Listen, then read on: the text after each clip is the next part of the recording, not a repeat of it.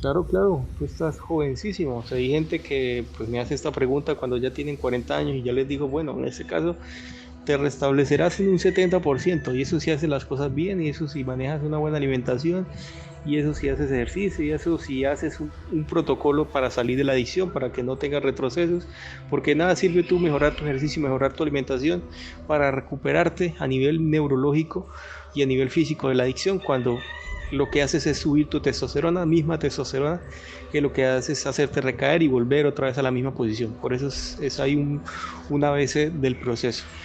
Entonces, pero si tú estás re joven, o sea, lo importante es de que no pierdas el tiempo pues en facilismos y entiendas de que esto es una adicción.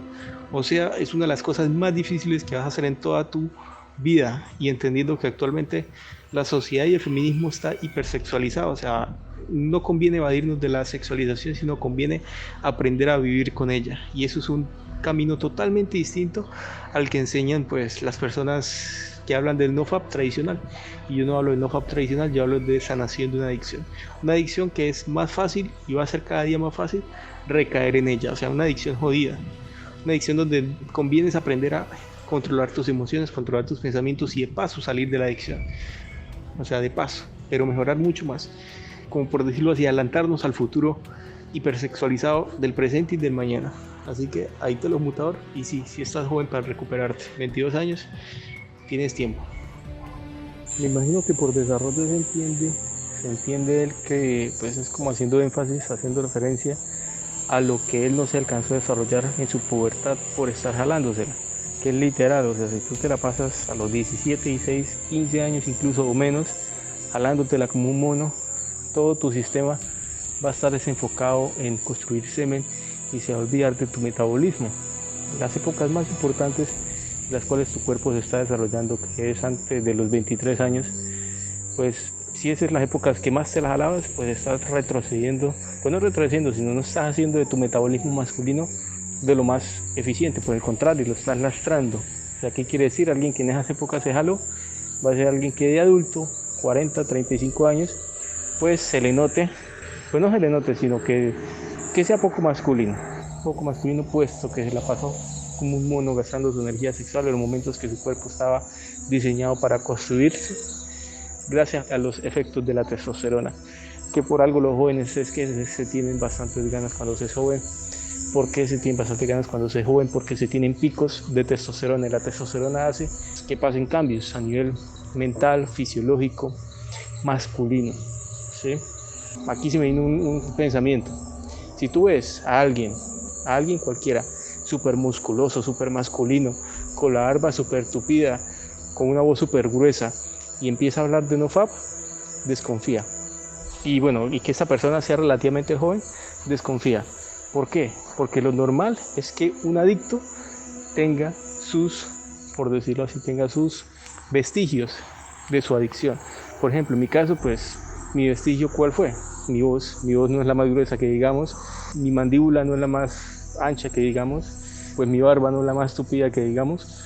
Entonces, cosas que, pues, uno ya cuando pues no salió a tiempo, por decirlo así, no salió a tiempo del nofap, perdón, del nofap no, sino del no por de tanta jaladera, pues le quedan efectos secundarios.